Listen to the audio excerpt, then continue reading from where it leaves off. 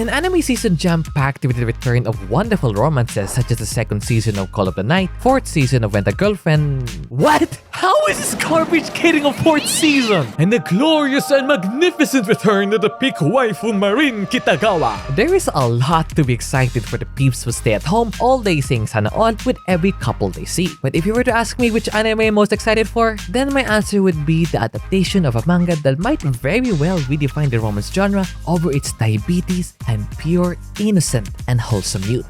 Kaawahana Marinto Saku, or The Fragrant Flower Blooms with Dignity by Saka Mikami, is a romance set in high school. Okay, I know someone just yawned saying, not another high school romance. And I get that. These types of stories are saturated to the point you'll end up dying trying to watch all of these for all of your life. But this one's different, and I mean it. You won't find any gimmicks, no Gunner materials, you can watch it with your conservative Christian mom. You won't find love triangles, no super long confession arcs. You hear that, Kazuya? Oh, great, another 380 chapters for her to say yes. No over-the-top drama, but something fresh and down-to-earth. The story of this anime follows Wintewa Sumugi and Kaoko Wagui, two students from two neighboring schools that do not by any means get along with one another. Winter's school, Chidori, is like a rambunctious dog filled with students that are labeled as bottom feeder and, sorry for the wording, moronic. Basically the school you want to avoid at all costs. Next to it is Kikyo Private Academy, an all-girls prestigious school where the students are posh and well-mannered and drink tea all day long laughing away at their superiority. Whoa! In other words, they're like cats. I love cats. I hope you do as well. So in a sense, you can say that it's going to be a Romeo and Juliet type story. Well, yes, but that's just doing the story injustice. When you meet Wintewa for the first time, he's shown as this tall, above average height student that has a menacing look. This trait of his looking scary is what the story uses as his main flaw all throughout. This look of his made it hard for him to make friends and form genuine connections as people easily judged him based on his appearance. During middle school, he gave up on forming connections and closed off from anyone he meets as he's under the impression that no one wants to know the real him. In other words, poor little, well, Tolly, Wintewa struggles with self-esteem. So me, for real. Which is a shame as he juxtaposes his appearance. Later on, we'll see him as this kind, dependable kid who has a very sincere outlook on humanity. If you are a fellow manga reader, you know for a fact that the dude is low-key goated, willing to give his all for the sake of his friends and those dearest to him. There are some things you'll eventually find out about this character that I for one envy and aspire to develop the same traits as. Eventually he'll grow into trusting others, opening up to his friends, and loving himself, all thanks to one particular girl he happens to meet while working in his family's bakery. On a normal day helping out in the bakery, he happens to serve a young customer who is the definition of kawaii.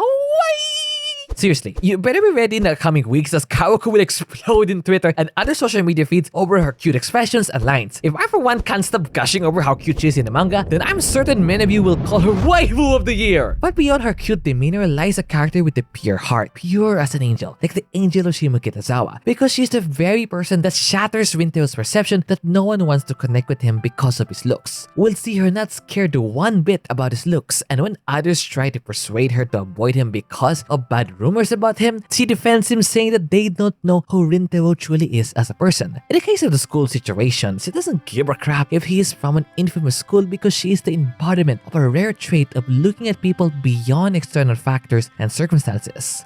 Sana all, Kaoko, man. Sana all. Other than that, she's genuinely sweet, supportive, sincere, honest, and all possible traits to describe someone perfect all throughout. I'm gonna be real with you. She doesn't have any over-the-top endearing traits. Well, other than her being a foodie, but she's going to be a simplistically perfect waifu for the masses. Because of this, they start off as friends getting to know one another, with Kaoko usually taking the initiative in getting to know more about him. Now this brings a similar vibe to the all-time classic with a cult-like following of a high school romance, Horimiya, where the characters show their true selves only to one another and eventually form an authentic relationship. Both are also no frills and down-to-earth, just pure wholesomeness all throughout. There may be others, but this manga is usually compared to the classic. But I think this might just be the worthy successor of Horimiya and demolishes all other romances with a similar premise. Why? Well, for a rare occurrence, it's actually straight to the point in the romance. Based on the trailer, I can tell it's adapting until chapter 39 of the manga. And boy oh boy, chapter 39 is the definition of cinema. I won't spoil the details, but let's say that chapter hits like a freight train made of teen emotion. It's not fireworks or melodrama, it's just one of the most beautifully earned confessions I've ever read. I went jumping like a lunatic when it happened. I was genuinely surprised at how quickly the confession came to be. Compared to pretty much a majority where they drag out the confession to eternity, where characters deny their feelings multiple episodes in a row, this one is like,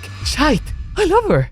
I'ma tell her ASAP. No cap, that's pretty much how things between Rintaro and Kaoku will play out. I ain't telling how, but the end of this anime will break the internet. So you're saying that the story will end rather quickly? Actually, it's just the beginning. Other than the peak and wholesome couple moments! A factor worth highlighting about this manga and subsequent anime is how fleshed out and full of depth all of the characters are. Typically, the main focus for these anime are the two leads. But for this one, everyone is a protagonist. We have Rinto's friends, all full of realism and backstory that the story does not hesitate exploring, sometimes sidelining the main characters. Karuku's best friend, Subaru.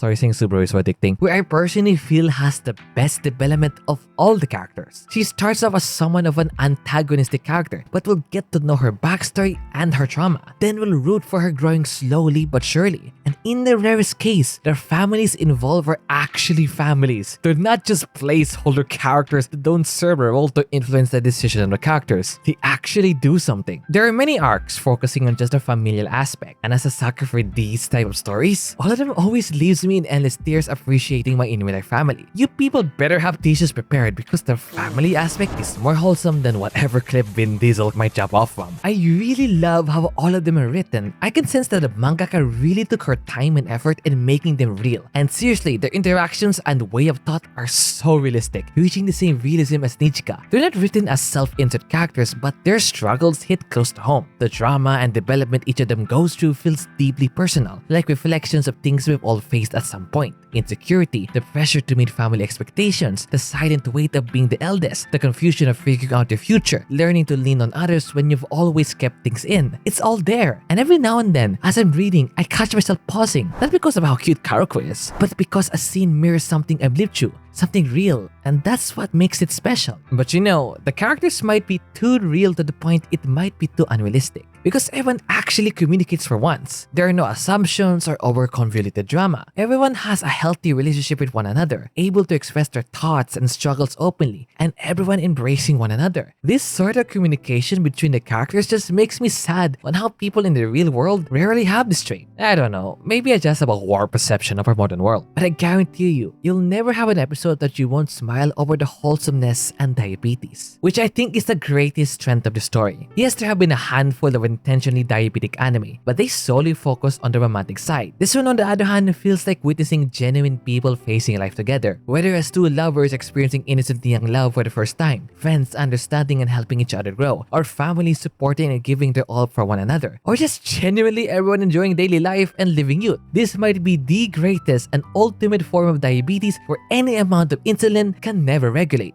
And at the heart of the story lies the narrative argument of never judging people by what they look, where they're from, and what others may perceive of them. We will learn that people are beyond the external words and opinions, that there are those who are different from what we perceive of them. That whole school rivalry thingy will not affect our two leads and the friendships that will develop along the way. Rinto having a menacing look will not get in the way of forming genuine connections throughout the story and grow to become an amazing person. So yeah, people, don't judge a book by its cover. As you can tell, I for one am very excited for the Cloverworks adaptation of this manga. Knowing what they are capable of, I for one will believe that this anime might be the second greatest anime from the studio. Only second of course to Bocchi the Rock. I wish I could yap over the details, but I don't want to give serious spoilers. This anime is just wholesome all throughout and is the very definition of youth. I highly recommend you guys to check this out. You are in for a ride where something wholesome, something genuine, something diabetic, and something that is 100% real. Sure, if you have watched tons of romance anime before, it's easy to brush this one as just another installment to the endless sea of this genre. But read the first 5 chapters or watch the first episode and witness how it will subtly and realistically bloom like a quiet flower into something you'll never forget for a long time. This, in my humble opinion, is going to be the romance anime of 2025. Okay everyone, first off, I want to apologize for the long absence since my recent upload. I've been having a hard time juggling my time between school and working on the channel. But my sem break is coming right ahead and I hope during the break I can sort things out and upload more frequently by the bare months, though I have no guarantees. And yes, I just had to make a video about this because I really love the manga. No worries however, I'm balancing Bocchi content and other ideas. The next video is going to be a Bocchi one. Shout out to the channel members for their endless support and for you the viewer for watching this video till the end. Okay, off I go!